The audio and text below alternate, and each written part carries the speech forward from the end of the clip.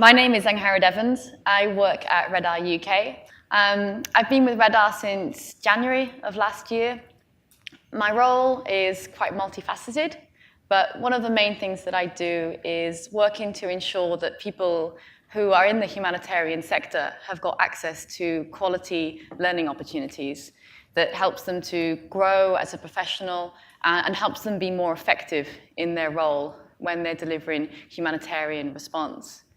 And I think what always strikes me in my role when I'm interacting with lots of different people all over the world is the real depth and the wealth of expertise that exists in the humanitarian sector. And it's my pleasure tonight to introduce you to three such experts. They're here tonight to talk to you about climate change and humanitarian response and the various ways in which they interact and are interlinked, including work being done to increase community awareness and resilience, insurance and reinsurance industry and how that is connected, as well as international law and climate change. And I'm as eager to hear what they have to say as I'm sure you are.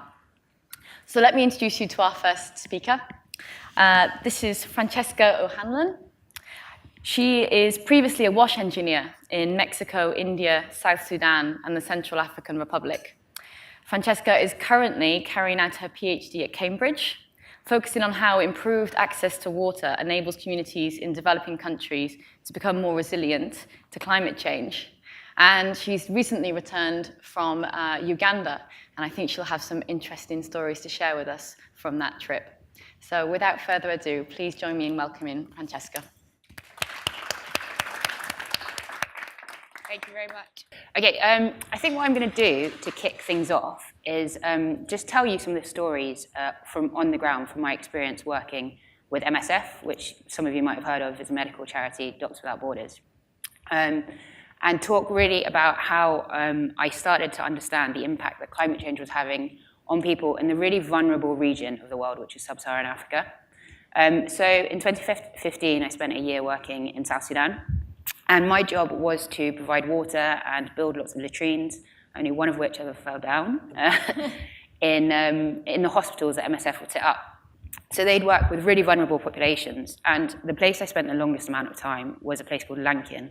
Has anyone ever heard of it? It's in the middle of nowhere. It's really sort of one of these communities that almost the world left behind. And actually, the town of Lankian developed when MSF set up a hospital 20 years ago. And people from the really rural areas moved to it because it was the only place they could get access to healthcare, water, all of these basic things that you need just to exist. And one of my jobs was there was a cholera epidemic, and we had to walk around the community to see sort of what was happening with people's lives, where people were moving. And we asked one of the questions, me and this epidemiologist, what things are impacting you most? What is having the biggest effect on you being able to live your everyday normal life? Now, South Sudan has been a country in conflict since about 2013, and it's actually escalated and it's got much worse. The thing that people said initially was, of course, the conflict is having the biggest impact. But we noticed in lots of the houses that we spoke to, they were saying the second thing was this unpredictability of the rainy season. Now, we delved a little deeper and we asked them, what do you mean? So South Sudan has quite a traditional rainy season in that normally it's from April till October, and it rains quite predictably. And this is brilliant because they can grow sorghum, and it's a very agricultural sort of community. They have one crop, which is sorghum, and that's the only thing that they can grow. And what they were saying is the people who were my age at the time, which they were about 26, I think, they were saying in their lifetimes, they just noticed that there'd been this huge shift in when the rains were coming. And instead of bringing May to October, it was now June and July. And when I was there, it was actually a really, really bad year. It was just July and August. And they were saying the cause of this was that their crops weren't growing. And they don't really have access to diversified crops. They just have sorghum, and it really needs this specific rainy season. So I thought about this. What was so interesting about this is almost a data set or a bit of information, is the people that we were interviewing, there was no chance that they were biased. They were from this community that was sort of so left behind that lots of them had never seen an airplane. They didn't know airplanes existed. lots of them had never had access to education, so had no idea how many seconds they were in a minute. So it wasn't a case of they were saying the climate is changing because I'm supposed to say that, because I've seen it in the media. Often, even today we'll say this is climate change because it's so hot in London. These people had no idea about the politics associated with it. And because of that, I thought this was so interesting because it was such an honest account of how it was impacting their lives. So after that time in South Sudan, I then started my PhD looking, actually, because of that experience, on the impacts of climate change on communities. And recently, I went to Uganda, and in contrast, Uganda is much more developed than South Sudan.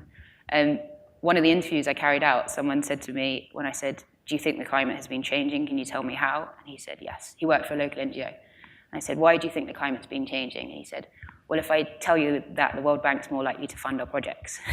So on the opposite end of the scale, in the development sector, I think people are really aware that climate change is becoming high on the agenda. And even though that's a little bit cynical, what he was saying, he was joking, it is interesting that people see that funding is more tied to climate change.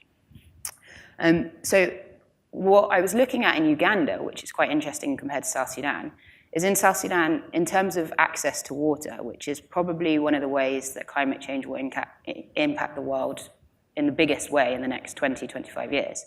There's not much that you can do, because when you have a long dry season, all of their water is accessed through boreholes, and it just means that the groundwater level reduces, so you can't pump up the water.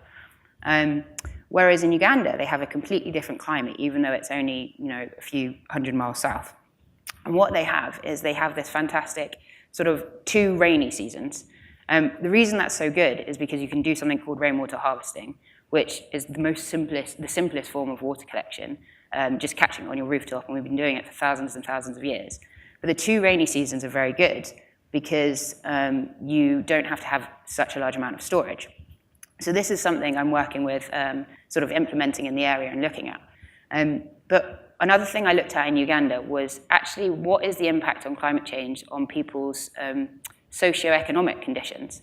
And some of these really interesting stories that we got is everyone that I interviewed, when I didn't even bring up the topic of water, everyone said, it's through water that it's impacting my life. But the most interesting stories I got from 11 or 12 people was that because the rainy season is less predictable now, because the drought is longer, and because the rains are heavier but shorter, a certain series of events is happening in my life. And one of the end consequences of one of them was actually the cases of domestic violence in Uganda.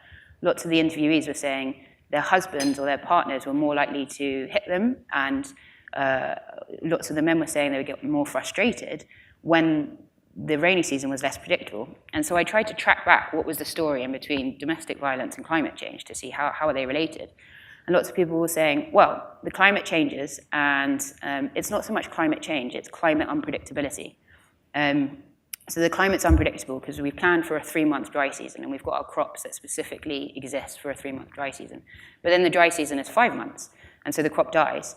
So then we can't sell the crop, or we can't take the crop to market. So then we're under economic stress in the household, and this creates a lot of friction for us. We can't eat, we can't carry out household chores, and that's where sort of a sense of emasculation happens, particularly for the men, and that's where there's more conflict within the house. So I thought, this tracking of consequences of climate change was so fascinating.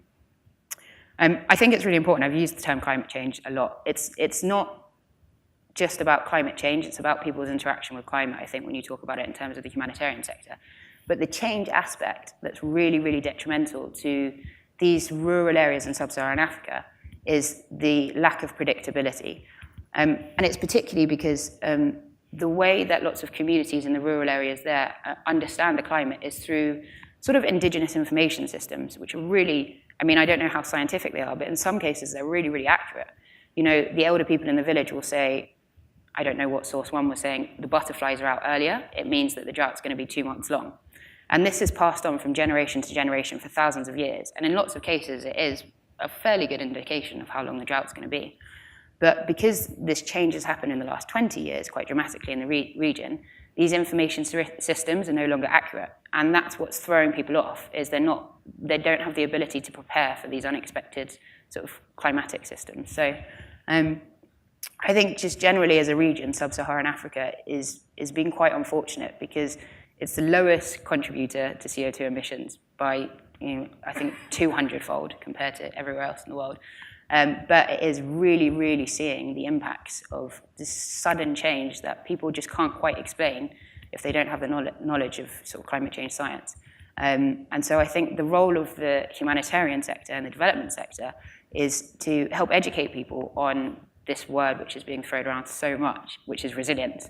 And there's really simple solutions, like instead of planting sorghum, distribute pineapples. Pineapples are great for dry seasons. You can grow them in lots of different conditions.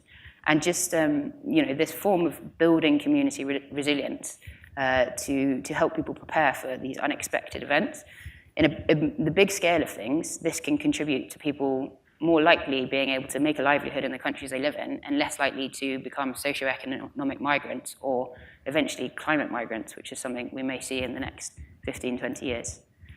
I think that sort of wraps it up. It just gives you a sort of a background from the experience I had in sub-Saharan Africa, which is really, really fascinating. Thanks for listening. Thank you very much, Francesca.